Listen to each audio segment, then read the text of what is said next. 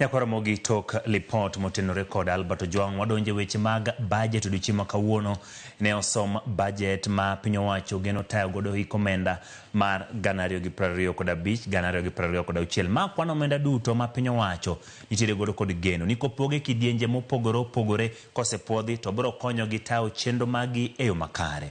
Bajet mangima oting'o omenda maromo shillings trilion 4.29 kendo mae kaka pok chalo kuonde mopogore opogore. Kang'iyo kaendi bajet ma bende en mar higa ma 2025 2026 nyakwaro Ojwang, bajet mangima nitie kod omenda maromo shillings trilion 4.29. Telo maduong' ma en telo mabedo katayo chenro mag piny owacho mano the executive omiyo omenda maromo shillings trilion 2.3 kopoge mathindo thindo ting'o chenro mag piny owacho mopogore opogore magibiro bedo ka gitayo mondo mi gichop kare chenro mamoko. Kod bura mamalo nyakwaro Ojwang to kod chenro ge duto omiyo omenda maromo shillings bilion 47.9. Chenro mag od bura iko omenda mar 2025 2026 kaluwore kod migao mar omenda monego bed ginyalo tiyo godo mondo mi gitagodo chenro magi duto magitiek hik omenda no omigi pok mar 47.9 mano bilion. Wantiere kod bad migao mar doho to kod chenro magi duto e hik omenda no omiyo omenda maromo shillings bilion 27.8. Kawadhi nyime wantiere kod moko kuom omenda bende ochiw kendo e pok mar omenda no. Wantiere kod NGCDF omenda mitayo godo kuonde chung' od bura omiyo omenda kanyo maromo shillings bilion 58.8. Chenro mage hik omenda no duto igeno ni gibiro bedo ka gitiyo kod omenda maromo shillings bilion 58.8. Kawadhi nyime nyakwaro Ojwang wantiere kod counties.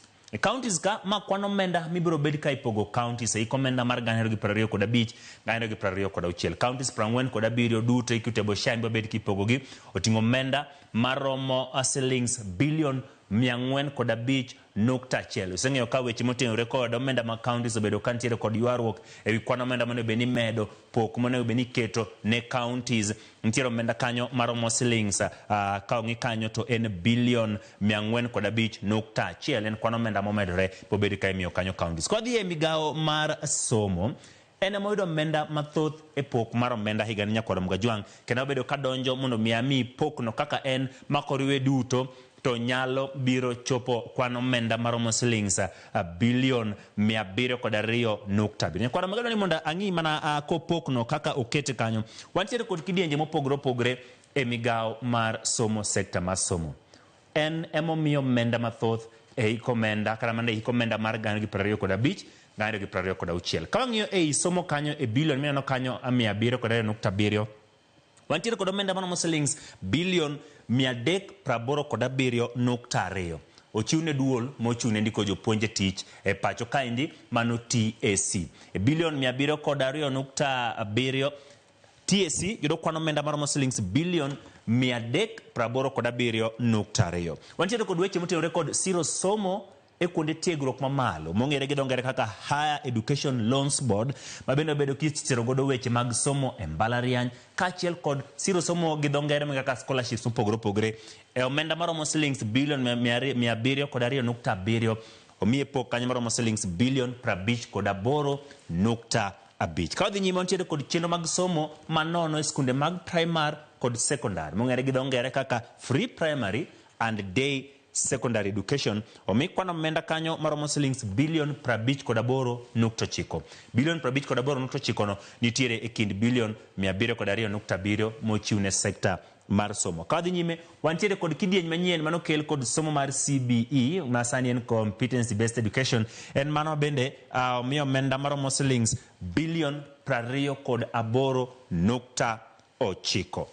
Junior Secondary School bedo omenda maromo shillings bilion 28.9 kwan omenda ni duto moket kaendi. Wantiere kod Kenya Primary Equity in Learning omenda mitiyo godo weche mag keto somo bed maromo skunde mag primary e gwenge mopogore opogore omiyo omenda maromo shillings bilion 10.3. Kadhi nyime weche motenore kod siro somo e kuonde tiegruok mag lwedo mago TVETs mopogore opogore pacho kaendi e bwo omenda ni mar bilion 702.7 nyakwaro Ojwang omiyo omenda maromo shillings bilion 7.7. Kwergi kanyo mantiere kod weche motenore kod penj mopogore opogore mibiro bedo kitimo hik omenda mar 2025 ng'ayo gi 26 duol mochung' ne penj mitimo e kidienje mopogore opogore duto e pacho ka e skunde mag piny owacho duto gin mago mokawo omenda maromo shillings bilion 5.9. Kawere gi mago wantiere kod chenro mar chiwo chiemo e skunde mar kaka school feeding program. School feeding program e bwo omenda ni maromo bilion 702.7 omiyo omenda maromo kanyo shillings bilion 3 mondo mi obiro ta chenro ma chal kamano. Wantiere kod weche mag omenda mabero kit somo e skunde mag sekondar ma kaka Kenya Secondary School Quality Improvement Project ming'iyo godo nonro neno ni somo omed rang'inyo bedo makare omiyo omenda maromo shillings bilion 2.3. Aeto weche motenore kod dongruok mag klese gik mopogore opogore skunde mag primary kod sekondar omi kanyo kwano omenda maromo shillings bilion ma en milion 700 ma en 0.7 mano bilion mibiro tigodo e wach machal kamiyo nyakwana mga jwang' e budget ma higa ni weche mag somo omedo omenda mathoth maromo shillings bilion 702.7. Kodhi nyime moko kuom pok mabende otim kanyo kod mga jwang' e budget ma higa ni wantiere kod budget motenore kod weche mag thieth e budget mar weche mag thieth nyakwana mga jwang' bende omiyo omenda mopogore opogore kwano omenda mochiw kanyo en bilion 138.1. Mano omenda bende oket kanyo mabiro konyo e weche mag thieth ma opogore opogore en pok ma bende dhi bede sectors mopogore opogore weche mag thieth mana kwang'iyo mana mathin gik ma bende nyalo bedo ni biro bedo e bwo weche mag thieth kanyo nyakwana mga jwang' piny owacho osebedo kawacho ni gidwaro mondo mi thieth obed mayot ne ji duto e bwo chieth mar universal health coverage kendo kwano omenda go mana kalieko ni moko kuom kuonde ma omenda ni opoge en ni kar thieth maduong' mar Kenyatta National Hospital e kwano omenda ni duto gidhido omenda maromo shillings bilion 18.7. Kwano omenda moket kanyo ne weche mag thieth king'iyo kanyo mantiere kod weche motenore kod primary health care thieth ma ichiwo ne oganda ma piny kanyo en omenda maromo shillings bilion 13.1. Wantiere kod omenda bende en mar Global Fund ma bende ichiwo masiro weche mag thieth ma nie thieth mag weche kaka ayaki, weche kaka malaria to kod weche mag kahera. Kwano omenda moket kanyo en shillings bilion 17.3. Ka thieth maduong' mar Moi Teaching and Referral Hospital nyakwana mga jwang' bende omi pok mar omenda mamare moromo en gi bilion 10.8. Kang'iyo weche motenore kod weche mag siro kuonde thieth mag kansa ma bende piny owacho osebedo kokete maino mare mondo mi thieth mag kansa obed kod yote pacho kaendi omiyo omenda maromo shillings bilion 1.3. Aeto wantiere kod chenro mag piny owacho mag ikruok kata ne weche ma apoya tuoche ma apoya manyalo wuok koni kod kocha wacho ni health emergency preparedness ntiere kod kwano omenda maromo shillings bilion 1.1. Piny Kenya osebedo gi buok mathin e weche mag yudo chanjo mopogore opogore. Piny owacho budget ma bende nitiere bwo omenda ni maromo shillings bilion 138.1 oketo omenda maromo shillings bilion 4.6 mano mondo giyud godo weche mopogore opogore mag chanjo mobed kitiyo godo e pacho kaendi. Piny kanyo wantiere weche motenore kod pur gi chiemo. Pur en wach mosebed kimiyo pek e pacho kaendi nyakwana mga jwang' nikech en e wach ma bende siro gik mopogore opogore sekta maduong' e pacho kaendi omiye bilion maromo 82.8 mana kalieko ni mana mathin e bwo sekta mar weche mag pur nyakwana mga jwang'. Wantiere kod weche motenore kod neno ni chiemo obedo kod ndhadhu makare kendo ket dongruok e weche mag pur kimedo ndhadhu mong'ere kaka National Agricultural Value Chain Development nitiere project moket ni mano en gomenda maromo shillings bilion 10.2. Ere omiyo omenda mathoth mondo mi ober godo ndhadhu mag chiemo e pacho kaendi. Weche motenore kod mwandu mag nam nikech en mano ma mulo gwenge mag Luo Nyanza nikech thoth ji gin jogo motenore kod weche mag lupo mowuok e gwenge mag Luo Nyanza. Blue economy to kod chenro mag mopogore opogore projects mag piny owacho gi omenda mar 2025 omiyo omenda maromo shillings bilion 5.2. Gin gik mathoth nyakwana mga jwang' ka ng'iyo mana weche motenore kod weche mag jamni ma bende osebed kimiyo chanjo pith ma jamni kor gwenge kod chenro mage nitiere kod omenda maromo shillings bilion 1.6. Piny kanyo nyakwana mga jwang' wantiere kod weche motenore kod arita nitiere kod mathoth kwano omenda momigi kanyo shillings bilion 253.8. Ka wadhi nyime nyakwana mga jwang' budget ne en maduong' kendo poge mathindo thindo. Wantiere kod chenro mar gero udi bende dhi nyime ma piny owacho osebedo ka nitiere godo chenro machal kama omiyo omenda mar shillings bilion 120.2. Gero ndara kuonde mopogore opogore, nderni mopogore opogore ma piny owacho bedo ka gero, chenro mage mag bero sekta mar weche mag wuoth e pacho kendo miyo omenda mar shillings bilion 217.3 e bajet no mangima. Nitie weche mag tudruok nyakwar Mwajwang, piny owacho osebedo ka dwaro mondo mi lony manya sani obede weche mag tudruok mbui to kod gik machal kamago mopogore opogore, bende omiyo omenda kanyo mar shillings bilion 12.7. Wantiere kod weche mag ngima ji mang'aw. Buonge mag ji mang'aw nitiere pesa mopogore opogore mosebedi ka ichwalo nyakwar Mwajwang ne jogo manyalo bedo jogo ma hikgi oseniang' mipogo mopogore opogore kindo ganda mago chenro ma piny owacho keto kanyo omenda mar shillings bilion 41.3. Ka wadhi nyime pod wantiere kod mathoth nyakwar Mwajwang ewi mago duto koriwgi duto gin kwan omenda mar shillings trilion 4.2. Mano bajet mabende osom odiochieng' ma kawuono mabende osom kanyo kod jatend migao mar omenda John Badi. Kodhi nyime en ni counties dhido pok mar omenda mar shillings bilion 405.1 e bajet mar omenda mar 2025-2026 ma piny Kenya.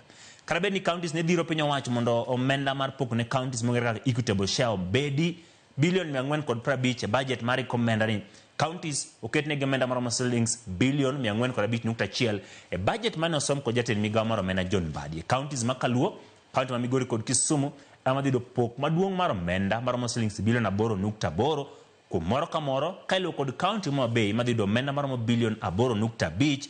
County ma Siaya dhido pok mar bilion 7.6 e budget mar omenda mar 2025-2026.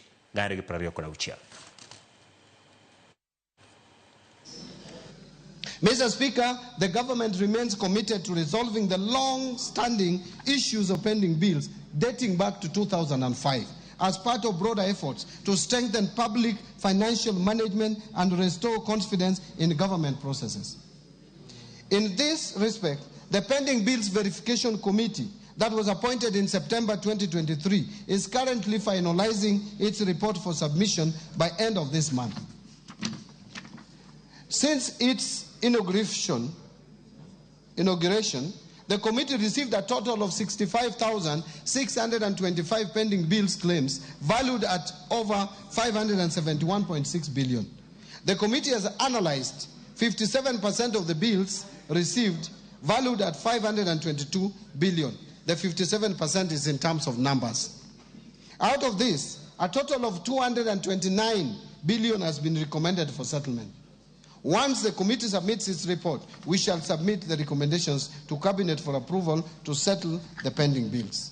Mr. Speaker, to support devolution, county governments will receive 405.1 billion in the financial year 2025-2026 as an equitable share of revenue raised nationally, an increase of 17.6 billion from Kenya shillings 387.4 billion in financial year 24-25. The 405.1 billion represents 25.8% of the most recently audited revenues for financial year 2020-2021, way higher than the minimum of 15% prescribed in Article 203(2) of the Constitution. In order to ensure food and nutrition security, infrastructure development, improved water and sanitation systems, among others, county governments will receive an additional 69.8 billion as additional allocations. Equalization Fund. Mr. Speaker, to support implementation projects in the marginalized areas, 7.85 billion has been proposed as an allocation to the Equalization Fund in the financial year 2025-2026, and an additional 2.74 billion to settle outstanding arrears owed to the fund. Jatend migao mar omenda John Badi koro gikone opedho bajet manyiso ni migao mar somo ema oyudo pok maduong'.